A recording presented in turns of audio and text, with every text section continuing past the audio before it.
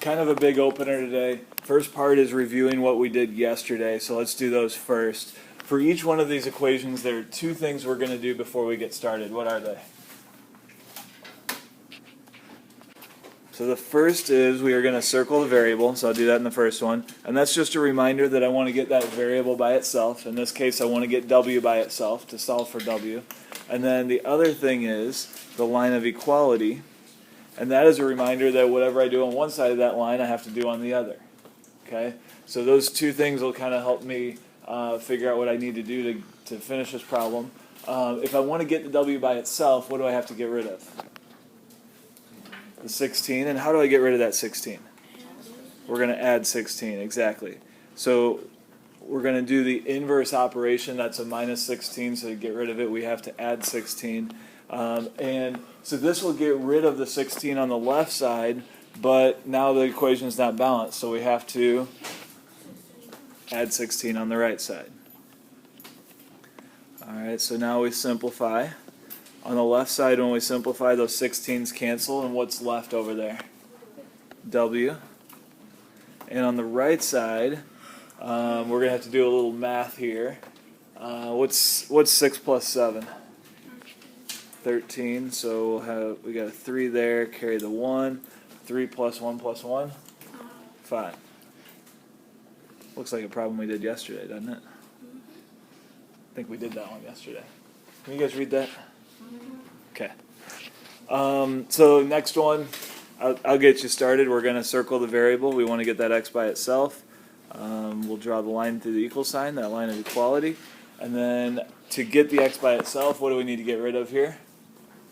That's 6. And how are we going to get rid of that? We're going to add 6.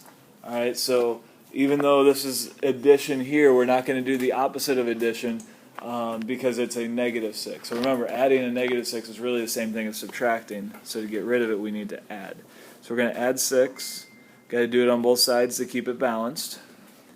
So again, we'll simplify. The 6's cancel. What's left on the right side? X. And then on the left side, 8 plus 6 is 14. So we've got a 4, carry the 1. 3 plus 1 is 4. So we get 44. So down here, again, I'll get you started. We're going to circle the y because we want to get that by itself. Draw our line of equality through the equal sign. We want to get rid of the 19, so what are we going to have to do? Subtract 19. All right, so we subtract 19 here. That'll get rid of the 19. And then to keep the equation balanced, we're going to subtract 19 on the other side. When I do that, I'm going to make sure that I have the 1s and the 10s lined up so that it's nice and easy to do that subtraction when we get there. All right, so 19s cancel. What does that leave on the left side? And on the right side, to do that subtraction, I'm going to borrow. So let's see here. We can't do 1 minus 9, so we'll borrow from the 3, make it a 2, and then make that an 11. So what's 11 minus 9? 12. 11 minus 9 is 2. And then 2 minus 1 is 1. So we get y equals 12. Don't forget to box your answers also. Last one, we want to solve for z, get that by itself. Draw the line of equality. So to get the z by itself, we need to get rid of the 49. We'll do that by subtracting. So we subtract 49 from both sides. And on the right side, those 49s cancel. That leaves z. On the left side, we're subtracting, but the bigger number's on the bottom. So what should we do? Yeah, so what I'm going to do for this is I'm going to just rewrite it. Since we have the bigger number on the bottom, but we want the bigger number on top when we subtract, I'm going to rewrite that off to the side and just write 49 and 25 with the 49 on top. Now the 49 is still negative. Keep that in mind. The 49 is still negative when we subtract here. So that'll kind of help us with the sign of our answer. So when we subtract here, 9 minus 5 is 4. 4 minus 2 is 2. But then is that going to be a positive 24 or a negative 24? Why is it negative? Because the bigger number is negative. So we're subtracting 49 here. That makes the 49 negative. So the bigger number is negative. That means our answer is going to be negative. Now, I still need to do what here? Well, should I just put a box around my negative 24 over here? No, I'm going to put it over in here in my equation to show that's my answer. So I get z equals negative 24. Or negative 24 equals z, I should say. And that is the way we want to write our answer. So this part of the opener here, that was practicing some of the different operations. And like I said, I want you to try to do these without a calculator. We would like you to be able to do all of this without a calculator, although once we get pretty good at it, then we'll let you start using a calculator just to save you some time. The first one here, we have negative 8 plus 1. So when we combine a positive and a negative, do they get bigger or do they cancel out and get smaller? Cancel out and get smaller, right? So we're going to subtract. So 8 minus 1 is? Well, 8 minus 1 is 7, but then it's going to be a negative 7 because the 8's bigger, right? So there's more negatives than positives, so it's going to give us a negative answer. All right, how about this one? 3 minus negative 2. When we subtract a negative, that's the same thing as adding, right? So what I'm going to do here is I like to do it this way. I like to circle those two negatives and make a big plus out of it.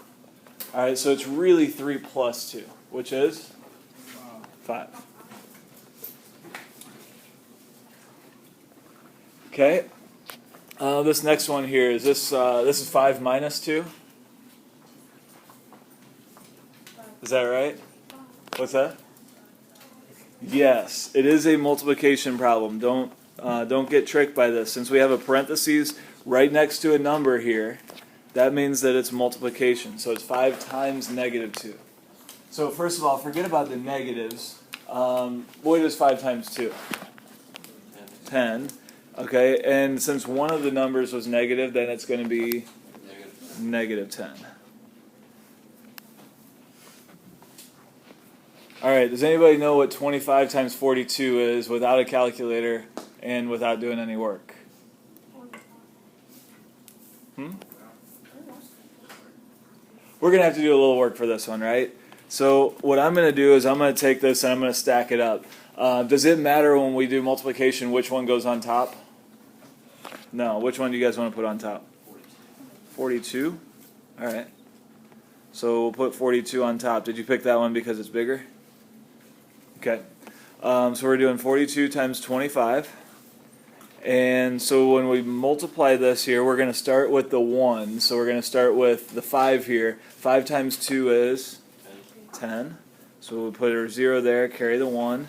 5 times 4 is 20, plus 1 is 21. Okay, are we done? No. Now we need to move over to the tens place. So we're multiplying by 2 now. All right, so I'm going to do 2 times 2 and get 2 times 2 is 4. Should I put the 4 right here? What's wrong with that? Yeah. So what we're actually doing here, we're not multiplying by 2, but we're actually multiplying by 20. Okay, since 20 has that 0 at the end, it's in the tens place, we need to start in the tens place. So we're going to start with a 0. I'm going to put that in a different color so we can kind of highlight that there. So when we're multiplying by 2 in the tens place, we need to start in the tens place. So when we do 2 times 2, we get 4, but really it's 40. It goes in the tens place there. And then we do 2 times 4 and get 8. And should I add on the 1 that I carried earlier? No, that was from when we were doing the 5, right? So it might be a good idea to scratch that out when we're doing this one. So we get 8 here. And so we need to add those up to get our answer. What's 0 plus 0? 0. What's 1 plus 4? 5. What's 2 plus 8? 10. So we get 1,050, right? I'll write my answer over here. Now, if you put the 25 on top and the 42 on the bottom, you should get the same answer. It's just going to look a little bit different. at least your work along the way here is going to look a little bit different. Instead of 210 and 840, you're going to have a couple of different numbers, but they'll still add up to the same thing, 1,050. This next one is a long division problem. We set it up already, right? So the first number, the number that we're dividing, goes inside. So we're going to have 51,834. And the number on the outside, or the number we're dividing by, goes on the outside, and that's going to be our 3. Some of you figured out while you were doing this that you need to make sure you have enough space underneath. I don't actually think I have quite enough there, so I'm gonna move it up a little bit.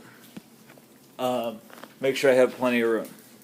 All right, so we're gonna start. 3 goes into 5, so we're just looking at that first number. How many times does 3 go into 5? 1 time, right? So we're gonna put a 1 above the 5.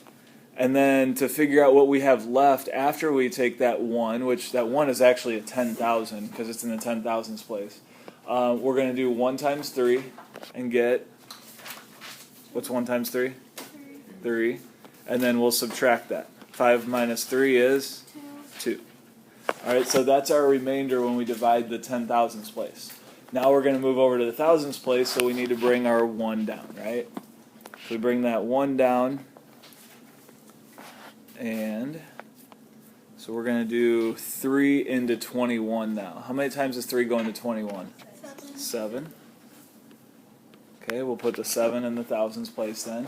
And to figure out what our remainder is after that, we'll do 3 times 7 and get 21. We subtract that. 21 minus 21 is 0. That's nice and easy, right? And then we go over to the hundreds place, so we bring down our 8. How many times does 3 go into 8? 2. Okay.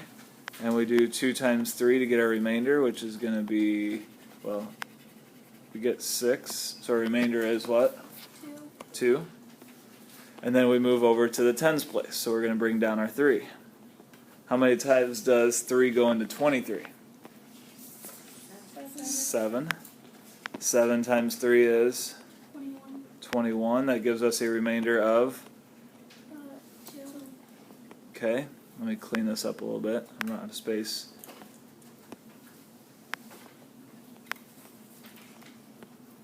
Alright, so that gives us a remainder of 2, and then we move to the ones place, bring our 4 down. How many times does 3 go into 24? 8. Kind of looks like Christmas, doesn't it? 8 times 3 is? 24, so we get a remainder of 0. That's kind of nice, right? So what's our answer? Is our answer 0? I've seen people do that before. They do all this long division, they write down their remainder as the answer. No, our answer is going to be this number right here. So it's going to be 17,278. Next one, we have negative 45 divided by 9. There's not really any work to show for this, but you need to know the rules here. If you forget about the negatives, what's 45 divided by 9? 5. All right, so we know the answer is going to be 5, but it's either positive 5 or negative 5. Which one? Negative. Why is it negative? Because 45 is bigger than 9, and 45 is negative. Does it matter which one's bigger? No. No. So even if, it is going to be negative 5, but even if the negative was on the 9 instead of the 45, it would still be negative. All right, so when we're multiplying and we're dividing, we have the same rules. If one of the numbers is negative, then the answer is negative. If they're both positive or if they're both negative, then the answer is going to be positive. Okay, so we do get negative 5 here. All right, last one, that's an order of operations one, right? We have to use PEMDAS. Yeah? I'm going to do the work over here for it. So what's the first thing we're going to do? If we're using PEMDAS, we need to do parentheses, right? Do we have any parentheses here? Yeah, we've got that 5 minus 2. So when we do 5 minus 2, we get 3. So we're going to rewrite the whole thing, but instead of the parentheses, we're going to have a 3 there. So we've got our 3 to start with, minus 3 squared plus 12 over 3. So all I did is I replaced the parentheses with the 3 here. Okay, so after parentheses, what do we do next? Exponents. Do we have any exponents? Yep. Okay, we have this one right here, the square. So that 3 squared means what? 3 times 3, which is 9. Okay, so we'll bring everything else down then. 3 minus 9 plus 12 over 3. Alright, so we did parentheses, we did exponents. What comes after that? Okay, yeah, multiplication and division. There's no multiplication here, so we're going to do the division, which is this fraction here. What is 12 divided by 3? 4. Alright, so we get 4 here. So we have 3 minus 9 plus 4. Alright, so we've done parentheses, exponents, multiplication, and division. Now we need to do we do the addition first? Do we just do the addition first? No. We have to be careful here. When we get to addition and subtraction, we need to do them from left to right. Alright, so we have addition and subtraction to do. We're going to do the subtraction first because it's farther to the left. So we're going to do the 3 minus 9. 3 is positive, 9 is negative. So we're going to subtract and get...